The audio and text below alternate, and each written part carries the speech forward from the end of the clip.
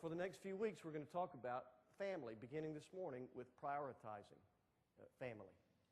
The family is the core, the heart and soul of a nation. It is the heart and soul, the core of the kingdom of God on earth. The family unit is the core, the heart and soul of a church. And that's why the enemy will do all that he can to destroy the home, to destroy the family. It's why that family, the prioritizing of family is a recurring theme in the Bible. Right after God created humans, one of the first next things he did was to create the family. And then when he decided to adopt a people, to be his own, to represent him in the world, a people who would become Israel, he began with a single family. He began with Abraham and his family. And then when God decided it was time to step out into human history, he stepped out via a family, Mary and Joseph, and the children that they would have, who would be the half-brothers and sisters, if you will, of Jesus.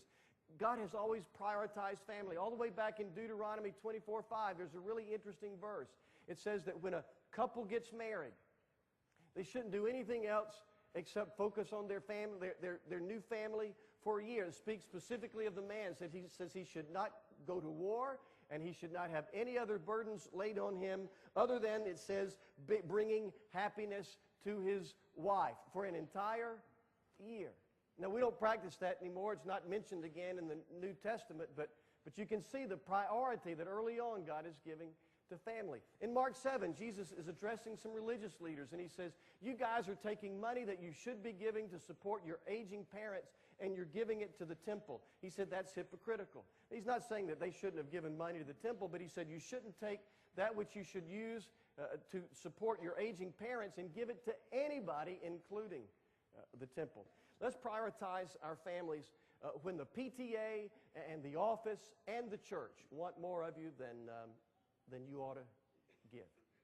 You know, volunteering is a great thing, but we can volunteer too much. We can work too much. We can invest in the lives of people around us, on the periphery of our lives, on the margins of our lives, and the people near us be ignored.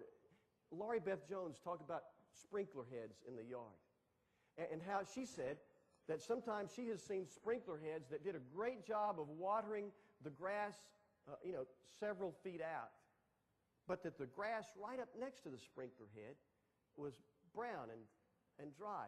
She said it's like that the sprinkler head is watering the grass out there, but ignoring the grass up right next to it. And she said sometimes we do that in relationships. I think we even do that with our families. We invest in people who are on the margins, in the periphery of our lives, and maybe those up close to us get ignored. So the people of the PTA love us because we're always volunteering. The people of the office love us because we're the first ones there and the last ones to leave. And folks at church love us because we serve on 18 different ministry teams. But maybe the people who need us most and love us most aren't getting what they need from us. Family is one of the hardest, best things you ever will do as a follower of Jesus. And all of us today can reprioritize our family.